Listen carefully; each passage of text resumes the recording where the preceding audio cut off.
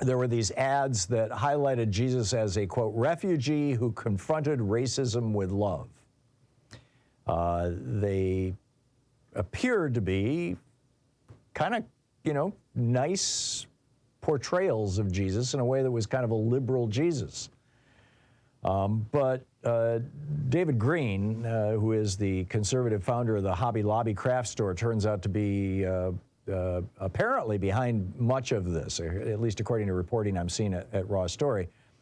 And, is also, well, let me share with you the perspective of a black pastor about this.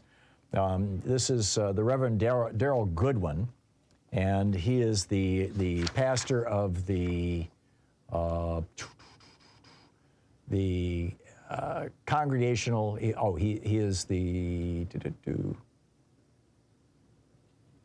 damn, where is it? He's the executive conference minister for over 600 congregational churches in New England. There we go. And he says, he writes, as a progressive Christian leader in a polarized world, I'm always hoping to find ways to share a more inclusive, historically accurate, and tangible Jesus. And then he talks about this series of ads that he gets us ads. He says, however, the funders of this invitation are the same folks who promote anti-LGBT legislation, a denial of women's rights to their own bodies, the campaigns of clear white supremacists, and the evangelical church. At best, he writes, Reverend Goodwin, at best these ads, which could bring hope, seem to be an age-old bait-and-switch tactic.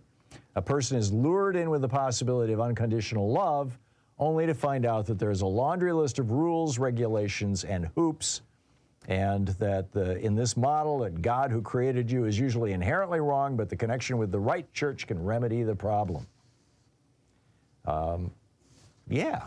Now, the question is, you've got this, and one of the other things that I find particularly galling is Franklin Graham's little scam where he goes on TV. I mean, his father, Billy, I thought was a good and decent man.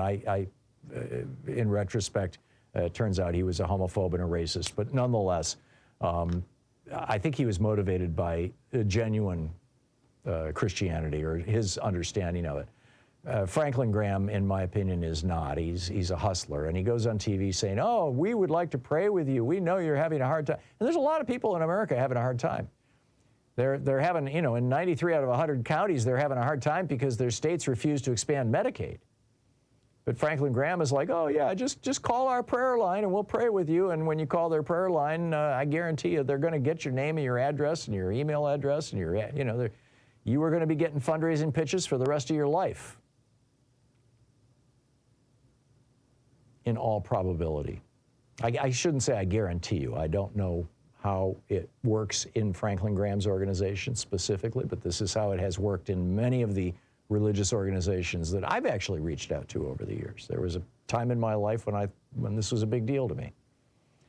And it seems to me that this is literally the exact same strategy that we're seeing with Republicans. Ron DeSantis going up to Fox News yesterday and talking about how we shouldn't be in Ukraine. And I mean, we're not in Ukraine. We shouldn't be helping Ukraine because, Russia really doesn't represent that much of a threat to their neighbors. I want to get into that in more detail in the next hour. But the bottom line is that what we're seeing here is this ends justifies the means.